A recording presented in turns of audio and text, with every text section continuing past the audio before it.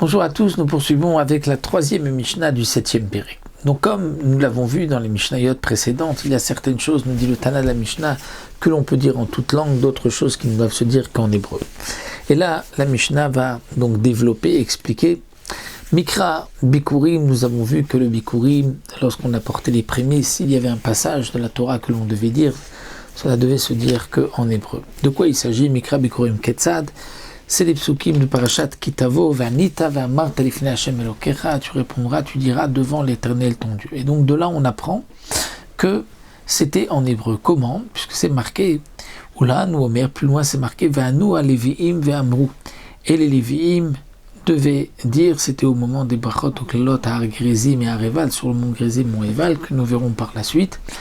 Et donc la Mishnah nous explique qu'il y a là une Xerashava. C'est marqué Ve'anita Vamartal, Ve'anita, tu répondras, et Ve'anu alvim ve'amru, de là on apprend l'un de l'autre. Ma'ani amura lelan b'lashon kodesh, avkam lashon kodesh. De la même manière que ce qui est marqué à propos des brachot ou klalot sur Har Gerizim et Arival, c'était en lashon kodesh, et ça nous l'apprenons d'un pasouk là-bas, puisque c'est marqué, comme nous dit le Barthénora, V'amru el kol Israël kol ram, et plus loin, V'alokim ya'anenu bekol, à propos du don de la Torah, c'est marqué dans Parashat Yitro.